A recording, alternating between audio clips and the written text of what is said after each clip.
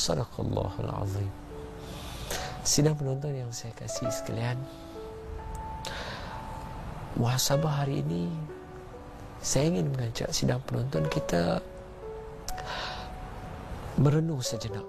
Ini berkaitan dengan keluarga kita. Macam mana saya nak mula ya?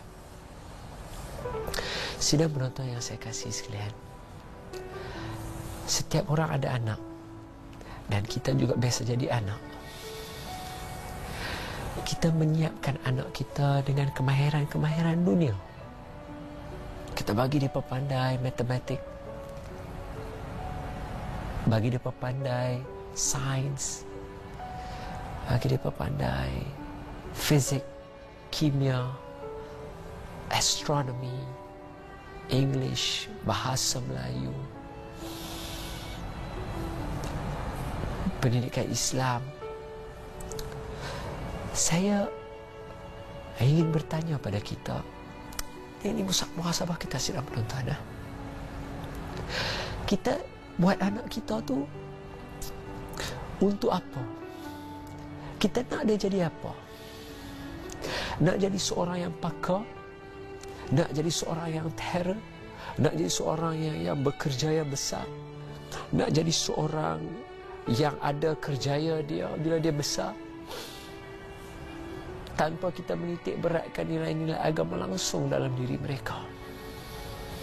Hanya beza kita bersungguh-sungguh hantar mereka ke sekolah dan juga ke kelas-kelas tambahan, ke tuition-tuition, tapi kita ambil sambil lewat, lambat sedikit bila nak hantar ke kelas agama.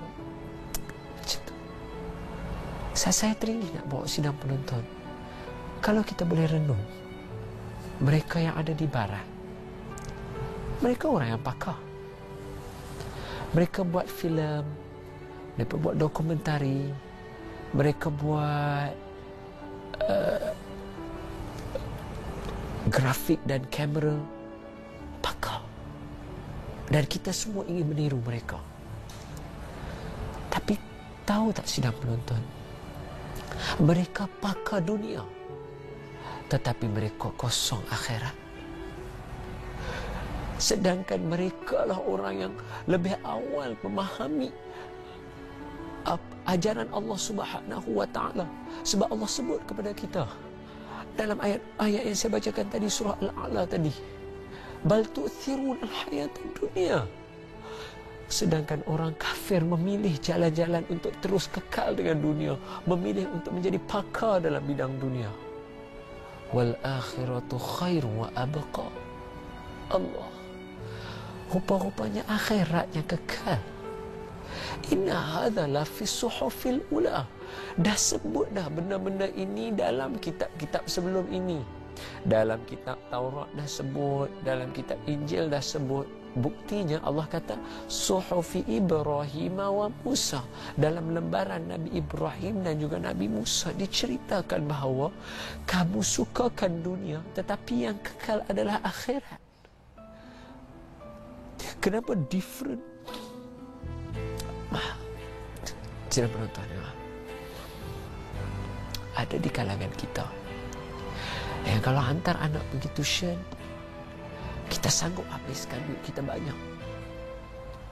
Tapi kalau kita hantar anak kita ke kelas agama, kalau minta mahal, kita kata ini bukankah kerja-kerja agama, kenapa kena mahal? Kenapa kita tak boleh contribute mahal untuk Islam, sedangkan yang kekal akhirat? Anak itulah yang ada pendidikan agama yang akan memandikan kita. Anak yang ada pendidikan agama yang akan menyemayangkan jenazah kita. Anak yang tahu hanya fizik, tak tahu agama, dia tak boleh apa-apa. Macam mana dia nak angkat tangan nak doa, ya Allah, ya Tuhan, ini ayah aku, masukkan dia ke dalam syurga. Ini ayah aku semayangkan dia. Ini ayah aku semayangkan dia, masukkan dia dalam syurga. Menitis air mata dia. Nitis air mata dia. Akhirat itu yang nak bawa. Dia yang nak kumpul semua orang. Mari kita baca tahlil, kita baca sedekahkan Al-Fatihah dan Yasin kepada ayah dia. Tapi kita train semua orang untuk pakar dalam dunia.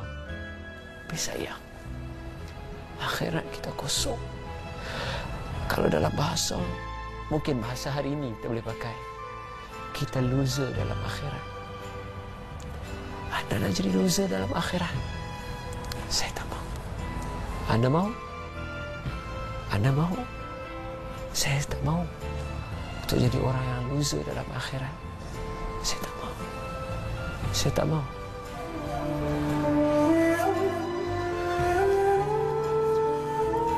Firman Allah Subhanahu wa ta'ala, tetapi kamu, yakni orang-orang kafir, memilih kehidupan duniawi, sedang kehidupan akhirat adalah lebih baik dan lebih kekal. Sesungguhnya ini benar-benar terdapat dalam kitab-kitab yang dahulu, yaitu kitab-kitab Ibrahim dan Musa. Surah Al-A'la ayat 16 hingga 19.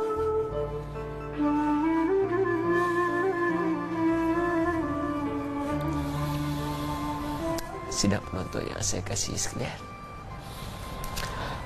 biarlah kita tidur. Sebelum tidur kita pergi tengok anak. Sebelum kita tidur kita jumpa ibu bapa kita. Kita cakap dengan mereka. Cuba buat perubahan dalam keluarga untuk mula mengejar akhirat. Sebab semua orang pasti akan mati. Semua orang pasti akan mati. أعوذ بالله من الشيطان الرجيم. بسم الله الرحمن الرحيم. الحمد لله رب العالمين، والصلاة والسلام على أشرف الأنبياء والمرسلين وعلى آله وصحبه أجمعين.